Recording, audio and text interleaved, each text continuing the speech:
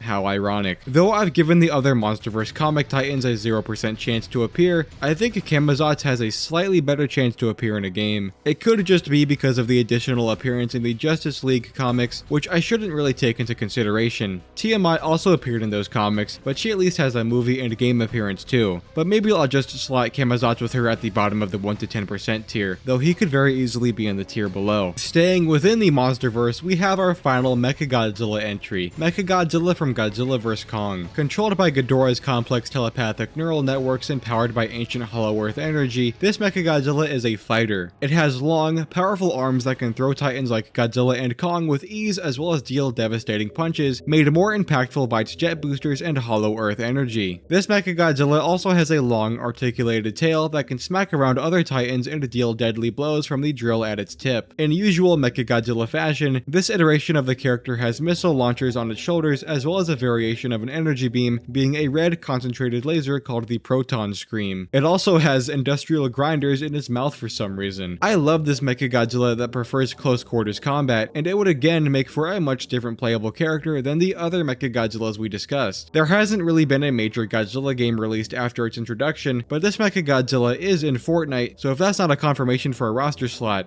I mean, I don't know what is. I think aside from Godzilla and Kong, this Mechagodzilla has the next best chance of being a playable MonsterVerse character. It's not quite a guarantee in my opinion, but I'd wager it's a pretty high chance. It goes in the 61 to 80% tier. Next is the Toho King Kong. There are technically two of them, but I'm lumping them into one entry. As far as traits and abilities, he's pretty similar to MonsterVerse Kong, albeit much uglier. He is strong, capable of standing toe-to-toe with Godzilla, and is smart, making use of tools and the environment around him to gain the upper hand. He also possesses the unique ability to absorb and channel electricity. After being struck by lightning in his battle with Godzilla, he was energized and turned into a giant taser, shocking Godzilla with his hands. This version of King Kong is very goofy and could make a fun fighter in a game, especially if they incorporate his electric powers. But if there were only one version of Kong to pick from, it would obviously be MonsterVerse Kong. I wouldn't say this guy has a 0% chance to appear, but it is pretty slim. I'll put him in the upper part of the 1 to 10% tier. This next one is kind of a joke pick, but it's Skeleturtle. This is the unofficial name for the turtle skeleton that appears briefly in 1964's Mothra vs. Godzilla, where all it does is just kind of bob its head in the background. You serious? I know it sounds ridiculous, but somehow this thing is kinda popular among die-hard Godzilla fans. It even showed up in a comic book as an actual creature, and has an Easter egg in Godzilla x Kong: The New Empire on the graffitied wall in Rome. But I think that'll be as far as it goes. I can't imagine the character breaking out into an actual major role as a fighter in a video game, as funny as it would be. It doesn't even do anything. Sorry buddy, you're going in the bottom tier. Another Mothra showing up, this one being the Final Wars Mothra. Look, I'm not gonna waste my time on this one. She is practically identical to Tokyo SOS Mothra, both in appearance and abilities, so she's going next to that Mothra in the 1 to 10% tier. We have another pretty obscure one next. This is Maguma from Toho's 1962 film Gorath. Maguma is an ancient reptilian walrus-like kaiju that awoke in the Antarctic due to climate change. He really has no remarkable abilities and died in the movie. He's made sparse appearances in smaller Godzilla media, but he largely remains obscure. I don't have much of an opinion on Maguma. Unlike the other lesser known monsters in the upper half of the 1 to 10% tier, he's kinda sauceless, and he would not be a great choice for an out of the blue pick. These other monsters like Daggera, Zone Fighter, and Gazora would have a better chance in the running in my opinion, so he goes in the basically 0% tier. The second to last Mothra entry is up next. This is the original Mothra from the Showa era. This Mothra is pretty close in terms of appearance and abilities to the Tokyo SOS Mothra, so I'm not going to regurgitate those points. I'll just put her next to her Tokyo SOS and Final Wars counterparts in the 1 to 10% tier. We now have only 20 entries left, and we're kicking off the final 20 with an absolute bang. This is Daggera from the 1964 Toho film of the same name. Daggera started out as a single-celled organism in Earth's upper atmosphere that came into contact with radiation from Japan, rapidly mutating and growing in size, eventually descending onto Japan as a giant, translucent blue jellyfish creature. It has long tentacles it can use to lift structures, its body is corrosive to the touch, and it has powerful suction. Daggera is capable of being blown apart and having each individual fragment of it regrow into its own monster. It doesn't really have any significant appearances outside of its own film, only making a brief cameo in the opening of the Godzilla anime trilogy. It doesn't really have any notable gaming appearances either, and I feel like most other obscure kaijus would be more interesting characters and have better chances anyway, given that Daggera is just a giant floating jellyfish. so it goes in the bottom tier. This next one is unbelievable. It's Varan. Varan is a reptilian kaiju that first appeared in Toho's 1958 film of the same name. While not really showcasing any fighting capability since he's never been shown in conflict with another monster in the films, Varan has powerful claws and is quite mobile on land, in the sea, and in the air due to his flying squirrel-like membranes between his arms and legs, allowing him to glide. That's about the extent of his official abilities. His 1958 film is his only major appearance in the movies, his next being a brief cameo in 1968's Destroy All Monsters. He was planned to be one of the 3 guardian monsters in GMK alongside Baragon and Anguirus, but he and Anguirus were swapped out for the more popular Mothra and King Ghidorah. His most major outing in recent memory is being a playable character in Godzilla Unleashed. Having that under his belt is enough to make him a somewhat possible pick for a new game. That, and he's a kind of beloved kaiju that fans want to see more of. But even then, something is stopping me from putting him that high up. He's still pretty obscure. Some of y'all may not really agree with this, but I'm putting Varan in the 11 to 20% tier. Moving on to something that is much more likely to happen, we have the Heisei Godzilla, who is the Godzilla for the Heisei era of films, running from 1984 to 1995. He's like the industry standard Toho Godzilla, and has been for a long time. That might change with Toho making new films again, but still, this is one of the most iconic and recognizable Godzillas out there. He's physically strong, though prefers to keep a distance with his powerful atomic breath, which itself has powered up versions in the films. He has a really strong get-off-me nuclear pulse, capable of knocking back and injuring other monsters. He can also go burning mode after absorbing too much radiation and potentially destroy the whole planet. As far as video games, this Godzilla is basically freaking everywhere. He's in all the Pipeworks games, second only to Godzilla 2000, since that Godzilla was the face of the Millennium series that was going on at the time. He was the main Godzilla in the PS4 game, he's the Godzilla chosen to be in Gigabash, he's freaking everywhere, you get it? I don't think I need to explain myself when I say that I'm pretty confident that this will be the main Godzilla in whatever new game is next. I'm putting him in the nearly 100% tier. We are capping off the singular point entries with Salunga, the green warty monster with a horn and electricity powers that's definitely not Gabara. Like the other monsters in Singular Point, Salunga is an extra-dimensional being that appears to terraform the earth and kill people or whatever. He's smaller than a monster like Godzilla, but he still emits red dust and makes up for his smaller size by being incredibly strong and agile. He has a primate-like build with strong forelimbs and excellent climbing capabilities. Like Gabara, the monster he's usually compared to, Salunga can discharge electricity from his body. Honestly, I'm just gonna lump Gabara in this conversation too, because screw it. Gabara is a Showa kaiju that is more upright and humanoid than Salunga, but still possesses a similar appearance and abilities. Also, he's just a figment of a child's imagination, since 1969's All Monsters Attack takes place in the dreams of a child. He's just not real. These two are fine monsters. I think Salunga is a really cool reinvention of Gabara's design, and I can maybe see one or the other in a game, but neither of them really have any gaming appearances, so I don't think they have a high chance. They both go in the 1 to 10% tier. Showa Anguirus is up next. This is the second ever monster to appear in the history of Godzilla, making him very special. Technically, the Raids Again Anguirus is a different creature to the one shown for the rest of the Showa series, but I didn't make an entry for that one, so yeah, just deal with it. I can't imagine anyone's mad at that. This is the Anguirus that appears in the Pipeworks trilogy as well as the PS4 game, so he has a great track record with video games. This Anguirus, like the other incarnations, is very spiky, has great defense, and can be dangerous with his horn, teeth, and claws. I have zero doubt that Anguirus would be a playable character in the next game, and while I think I'd like to see the Final Wars Anguirus for a change, I gotta be realistic and still give this one the clear. He goes in the top tier. We have our final Rodan entry in Final Wars Rodan. He's made to be a kind of modern revision of the Showa Rodan, sharing many of the same features and abilities. He's also a big boy as far as Rodans go too. He doesn't have any special abilities that I haven't already gone over. It would be cool to see this Rodan reappear. I like his design, but I think the other ones are more likely, aside from Singular Point Rodan, which, I mean, yeah. I'll put him near the bottom of the 11 to 20% tier, next to Final Wars Anguirus. Next is the Thanos equivalent of the Godzilla series, Destroya. He is the final opponent. All roads lead to him. Kinda.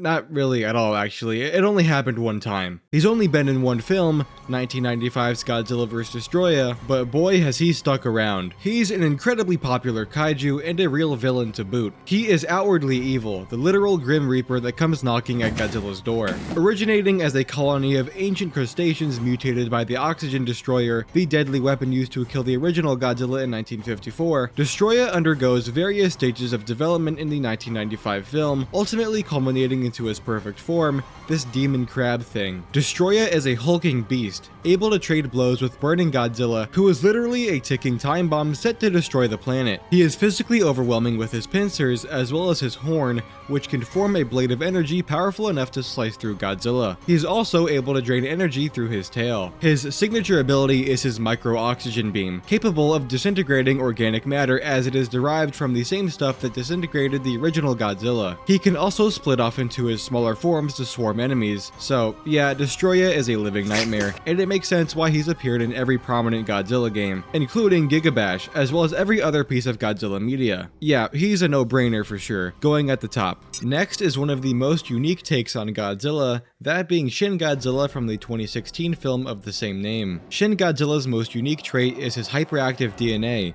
allowing him to self-mutate in mere moments to adapt to his circumstances. His atomic breath comes in grape flavor this time around, first starting as a stream of smoke, then igniting into a sea of flame, eventually concentrating into a super narrow purple beam that cuts through buildings like butter. He can also channel this energy to fire a spread of beams from throughout his back as well as a beam from his tail, so he's got a lot of coverage. He's also got a built-in phased array radar, allowing him to detect threats without actually needing to see them. He's not the most physically capable Godzilla, moving quite slow and sluggish with his arms being very underdeveloped. Even then, I can still see this Godzilla making it into a game. He is so different and kinda iconic in his own right, and he would make for a very unique variation of Godzilla to play as, probably more of a zoner than anything, though maybe they can mutate him a bit further to be a bit more combat ready with those arms and legs. Yeah, he would be admittedly a strange addition, but I think there's a pretty good shot for him. I think he's about as likely as -1 Godzilla at this time, so he joins him in the 41 to 60% tier. Okay, up next is one of Toho Godzilla's last on-screen opponents, Monster X from Godzilla Final Wars. This alien comes from the Gorath meteorite that was due to strike Earth, but was destroyed by Godzilla. Hey, would you look at that Gorath callback? Maguma is confirmed after all. Yeah, hell no. Anyway, Monster X is a formidable opponent, capable of physically matching Final Wars Godzilla with blistering speed and power. He is quite durable too, tanking point-blank shots from Godzilla's atomic breath, which in the film is capable of one-shotting many other kaiju. He possesses levitation abilities as well as gravity beams he can fire in bursts. Monster X was another character planned for the PS4 Godzilla game, but was sadly scrapped as a result of time constraints. He has a sick design, looking like a skeletal alien demon hybrid. I like to think he still has a decent chance to appear in a game. I'm gonna put him in the 21 to 40% tier. We're not actually done with Monster X, however, because I did not mention the trick up his sleeve, transforming into Kaiser Ghidorah. This entry actually marks the final 10 monsters for this video, so we're in the home stretch now. I can soon rest. Honestly, they both could have just been one entry, and they still kinda act like it anyway since I am putting Kaiser Ghidorah in the same spot, but both forms are so wildly different from one another that they could potentially be their own characters in a fighting game. It could just be that Monster X would have like a timed transformation ability in the game, able to morph into Kaiser Ghidorah, but I'm not going to speculate on that. Anyway, Kaiser Ghidorah is another quadrupedal Ghidorah like Death Ghidorah, possessing immense size and power that easily overwhelms Godzilla in their fight. Kaiser Ghidorah's gravity beams get upgraded into anti-gravity beams, able to actually pick up Godzilla and drop him. He can also drain Godzilla's energy by biting down on him, though he doesn't appear to be nearly as mobile as he was in his Monster X form, so there's something to take away. But I already said it, I think he's just as likely as Monster X to be in a game since they are the same character, going in the 21 to 40% tier. The 9th last monster for this video is Heisei King Ghidorah from 1991's Godzilla vs. King Ghidorah. Instead of being of extraterrestrial origin, this Ghidorah is actually basically an amalgamation of 3 smaller creatures called Dorats being mutated together after they were dropped off in the past by evil time travelers to get exposed to nuclear testing. Yeah, this film is a bit convoluted. Anyway, this Ghidorah is pretty standard as far as appearance and abilities, not really adventuring outside the norm. This is the version of King Ghidorah that is prominently featured throughout Godzilla games. He's in the Pipeworks trilogy, the PS4 game, as well as Giga Bash. I have come to expect this to be the default Ghidorah for Godzilla games moving forward. I mean, it's a pretty classic and timeless design, so it makes sense. He goes in the top tier. The 8th last monster is Manda, who first debuted in the 1963 Toho film Atragon. Manda is an underwater sea serpent guardian for the Empire of Mu. Manda has also made appearances in Godzilla Singular Point and Final Wars, but I didn't include their entries. I mean, we're freaking talking about Manda here in a video about being ranked on your chances of being playable in a Godzilla game. I mean, yeah. Like, come on. I'm just gonna be treating this as a collective entry for all Manda incarnations. Anyway, his abilities are just about what you expect. He can swim very fast and constrict things with his serpentine body. How remarkable. I don't mind Manda as a monster, but I just don't know when he would really ever be in the conversation for a roster slot. It would just be kind of a weird character to implement anyway. I don't know, maybe it's not a 0% chance. I'll just put him near the bottom of the 1 to 10% tier. The 7th last monster is our favorite woolly titan, Behemoth. Behemoth is one of the most popular original titans from the Monsterverse, despite having very limited screen time and sporadic appearances in secondary material. His design is super distinct compared to other Godzilla monsters, being a giant ground sloth mammoth hybrid. You don't really get many mammalian monsters in these movies, so it's a welcome sight whenever they do come around. As far as abilities, Behemoth isn't super remarkable. He appears to be pretty strong with his giant forelimbs and long tusks, but that's about it. I really dig his design, and I'd like to see more of him, maybe in a video game, though I'd say those chances are still pretty low. In a Godzilla fighting game, I would imagine the Monsterverse selection of characters to be pretty limited, probably only picking out of Kong, Godzilla, the other Toho Kaiju, and the major original creations like Scar King, Shimo, and the Mutos. Who knows though, maybe Behemoth's loyal following could pull through on this one. I'll put him around the animated Godzillas in the 1 to 10% tier. The 6th last monster is Yamata no Orochi. This is an 8-headed serpent from Japanese mythology and has appeared in all sorts of media. The one we're looking at here is Orochi from Toho's 1994 film Orochi the 8-Headed Dragon. Orochi can shoot fire and lightning from each of its heads, as well as supposedly fly. He's also capable of triggering natural disasters by just existing. Toho's Orochi doesn't really have any game appearances, which makes sense because, you know, Ghidorah's literally right freaking there. I think he's cool, but I just don't really see the point of it, so I think he's going in the bottom tier. The 5th last monster is a waste of everyone's time and the last comic book character I put on this list. It is the Titan Hunter mech from the Godzilla x Kong the New Empire prequel comic. This mech was built by a construction company CEO after his family was killed in the 2014 Muto attack. He sought revenge against the Titans, and his mech was the conduit of that revenge. He kills some things with it, utilizing its big arms, legs, and horns, but then he fights Kong and dies, never to be seen again in anything ever. Probably. Bottom tier. The 4th last monster is Mechanicong from Toho's 1967 film King Kong Escapes. Mechanicong was built by Doctor Who, not that Doctor Who, to mine for a precious resource called Element X. However, the radioactive properties from the element fried its circuits, so Doctor Who captured Kong to do the mining for him instead. But King Kong escaped, so Doctor Who repaired Mechanicong to retrieve Kong to go back to mining, but he failed and the robot was destroyed. Because, like, Mechanicong in the film isn't really made for combat. It can fight King Kong hand to hand, but that's about it. Though it does have a utility belt with grenades as well as a hypnotic light on the top of its head. Anyway, Toho's Mechanicong hasn't really made any other film appearances since then, though there were a few pitched Godzilla movies involving the robot. Regardless, I think Mechanicong is a fun character with a fun design, and I for sure would love to see it brought back somehow. I think it being in a game could be really cool, but I'm definitely not holding out hope for it. Mechanicong goes next to Toho King Kong in the 1 to 10% tier. The 3rd last monster is Godzilla from the Gemstone animations. This Godzilla is implied to be Godzilla Jr. from the Heisei films, but it's not an officially confirmed thing. But his design does resemble the Heisei Godzilla, albeit in a more mutated form, seeing as his skin is much more lumped and stony in texture. Anyway, this Godzilla is incredibly strong. He can throw around other monsters like it's nothing, even being able to channel his atomic energy into physical attacks for a power boost, kinda like MonsterVerse Mechagodzilla. His atomic breath is pretty standard looking, but it is incredibly devastating, same thing with his nuclear pulse. This Godzilla is very durable too, able to tank and to deflect constant piercing attacks from Gigan and Megalon, where their specialty is kinda tearing other monsters apart. He can also enter a state similar to Burning Godzilla, his atomic energy turning a scorching white and becoming much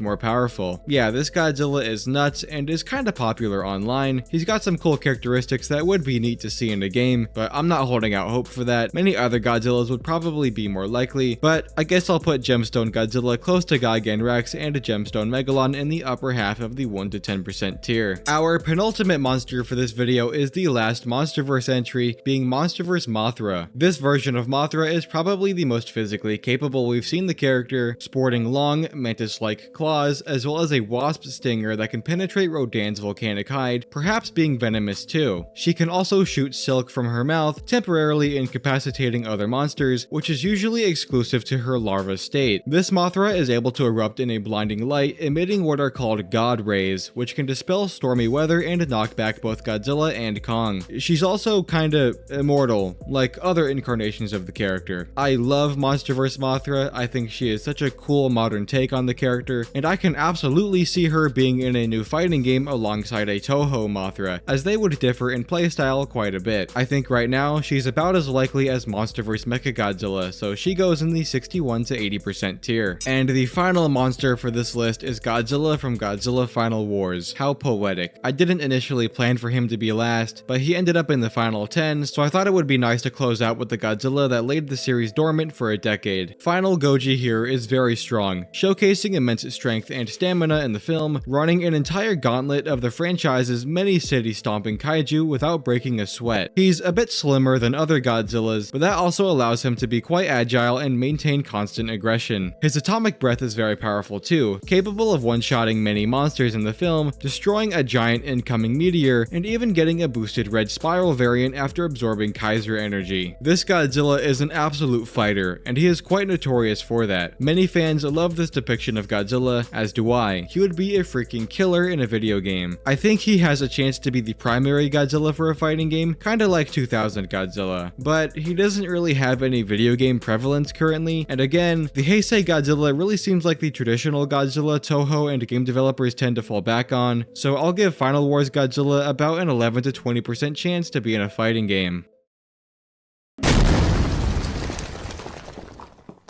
Complete!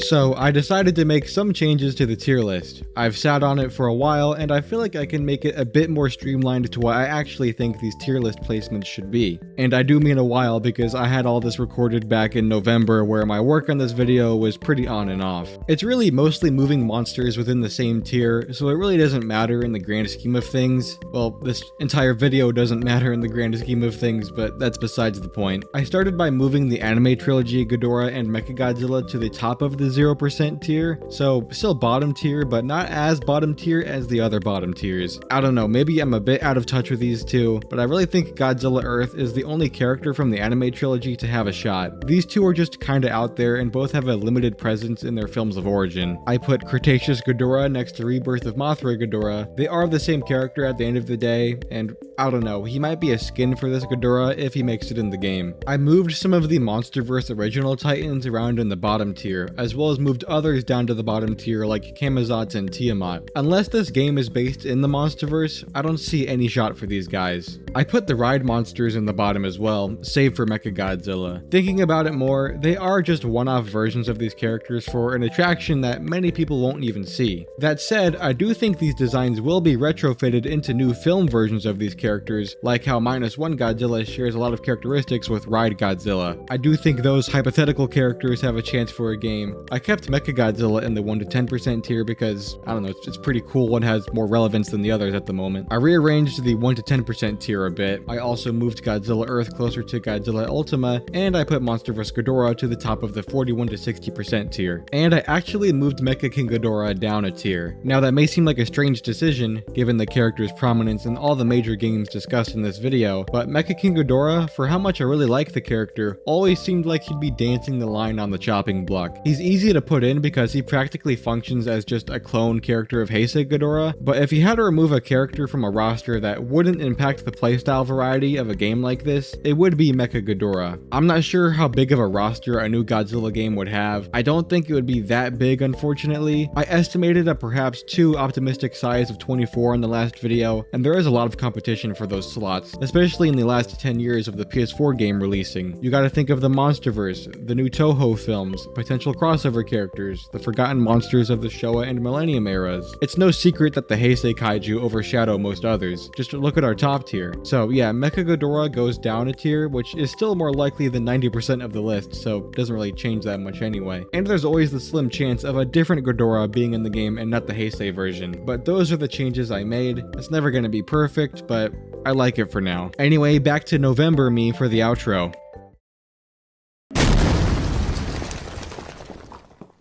Complete! And there you have it. This is certainly a tier list. But yeah, like I said in the beginning of the video, it ended up pretty messy and more like a general ranking than anything. This was certainly fun though. This kind of helped me map out what to expect for a new game actually, and hopefully it did for you too. And hopefully you learned a thing or two about a new monster in this video. A huge shout out and honorable mention goes to the WikiZilla website for compiling all this information on these characters. It was a really valuable resource in getting my information right. And huge dishonorable mention goes to these comments on one of the wiki pages. Y'all are freaky. But I'm going to leave this video here. I've already got a lot of video to edit, and I don't want to give myself more work by doing a long outro. If you made it to the end, I seriously appreciate you. Hopefully that means you liked the video, so why not leave a like and subscribe to the channel? It would really help a lot. Be sure to comment down below some of your personal rankings, or if you think I got anything wrong. Was I too harsh on the ride monsters? Is Maguma actually goated? Should I get the new giant condor figure? Please let me know. But other than that, thank you guys so much for watching. Hopefully Toho doesn't block any of the footage in this video. That would super suck. I've got a couple of more usual videos coming soon down the pipeline, so stay tuned for those. But yeah, I will see you guys then. But for now, happy Godzilla Day. Which is like super late. I'm saying that really late, but you know, you guys get it. Okay, bye.